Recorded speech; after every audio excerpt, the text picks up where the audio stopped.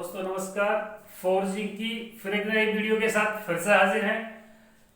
पिछली वीडियो में हमने फोर्जिंग में बात करी थी कि फोर्ज क्या होता है और उसके डिफरेंट पार्ट्स क्या होते हैं। तो फोर्जिंग को हमने बताया था कि ब्लैक स्मिथी भी बोलते हैं। आज हम बात करते हैं इस नई वीडियो में कि जो हमारा फोर्जिंग जो है उसके लिए कितने टेम्परेचर की या कितनी हीट की जरूरत पड़ती है। तो heating of forging for hand forging के लिए the hearths are heated with solid fuels like coal और charcoal with low sulphur content.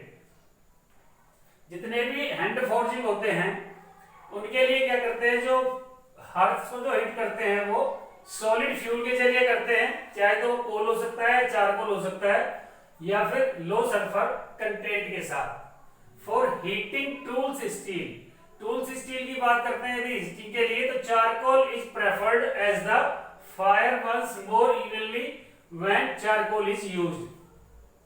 जब चारकोल का इस्तेमाल करते हैं तो इसको स्टील के लिए चारकोल को सबसे ज्यादा प्रेफर किया जाता है। दूसरा, हीटिंग ऑफ मेटल स्टोव के लिए हीटिंग क्या है? For efficient heating the way in which the fire is maintained, मतलब वो एफिशिएंट हीटिंग जिसके लिए मतलब कि जो आपकी फायर है उसको मेंटेन करना है इज इम्पोर्टेंट। मतलब फायर जो है जो जल रही है, आगे चल रही है, उसको मेंटेन करना सबसे बड़ा काम है।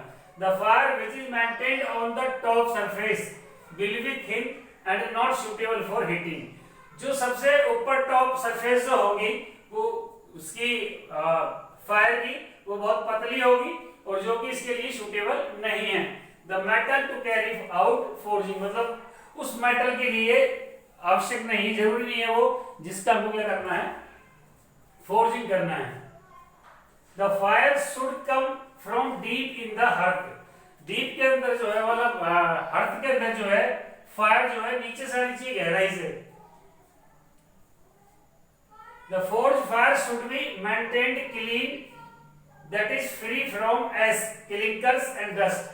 अब जो हमारी जो आपकी जो फायर है वो क्लीन होनी चाहिए, साफ सुथरी होनी चाहिए, उसके अंदर क्लिंकर्स वगैरह, एस वगैरह या डस्ट पार्टिकल वगैरह नहीं होनी चाहिए।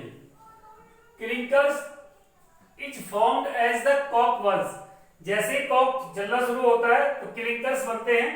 This settles down at the bottom of the hearth, जो कि हर्थ के नीचे बैठ जाते हैं एंड सॉलिडिफाइज, और फिर वो जमना शुरू हो जाते हैं, ठोस होना शुरू हो जाते हैं। Accumulated clinker will obstruct the tuyere nozzle.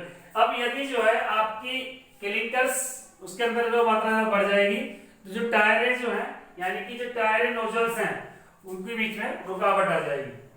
The correct position of the stove in the forge fire will be as described below. अब इस फिगर को देखो, ये हर्थ है, हर्थ के अंदर किस तरीके से फायर को दिखा रखा है।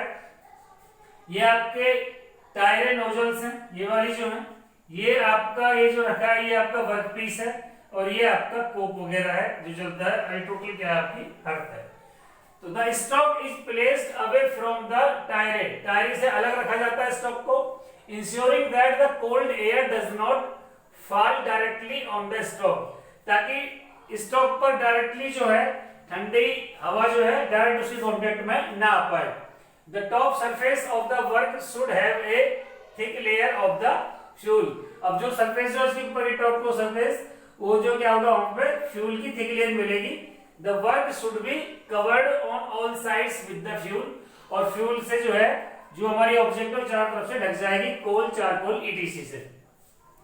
अब बात करते हैं फोर्जिंग टेम्परेचर की। ये बात की थी हमने दोस्तों हीटिंग फॉर फोर्जिंग। अब बात करते हैं फोर्जिंग टेम्परेचर की, मींस फोर्जिंग के वक्त टेम्परेचर कितना होना चाहिए किस मटेरियल के लिए। While forging the metal should be heated to a temperature when it becomes plastic. जब ये प्लास्टिक स्टेज में आ जाए अपनी में तो उस कंडीशन में आकर के जो है हमको इतना इसको हीट करना चाहिए। The forging temperature for steel depends on it's carbon content.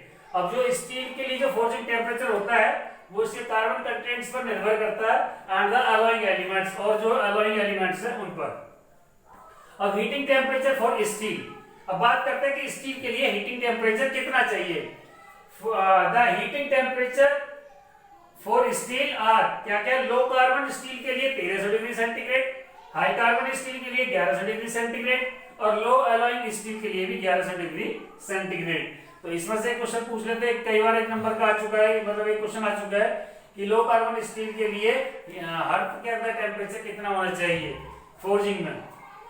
Only steel with carbon contents up to 1.7% is forgeable, यानी कि ऐसी स्टील जो जिसके अंदर कार्बन की मात्रा 1.7% तक है उसी को फोर्ज किया जा सकता है।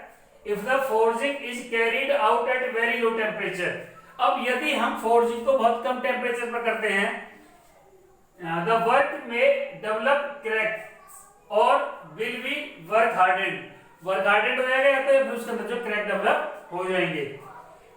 इफ हीटेड एक्सेसिवली, यदि हीट ज्यादा हो, it will lead to scaling on the outer layers, तो आउटर लेयर्स पर स्केलिंग शुरू हो जाएगी।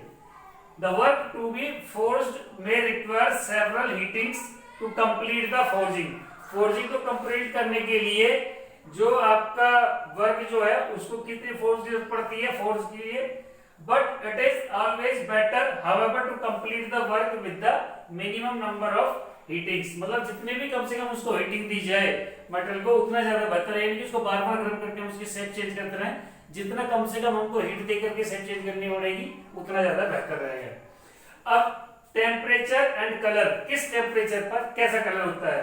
1300 डिग्री सेंटीग्रेड पर व्हाइट, 1200 डिग्री सेंटीग्रेड पर yellow is white, 1100 degree centigrade पर येलो, 1000 डिग्री सेंटीग्रेड पर bright cherry red, 800 degree centigrade पर डल चेरी रेड, 600 डिग्री सेंटीग्रेड पर रेड और 500 डिग्री सेंटीग्रेड पर डल ब्राउन।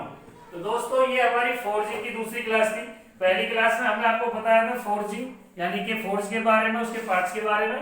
दूसरी क्लास हमारी हीटिंग फॉर फोर्जिंग, मतलब फोर्जिंग के लिए कितनी हीटिंग की जरूरत पड़ती है या टेम्परेचर की जरूरत पड़ती है।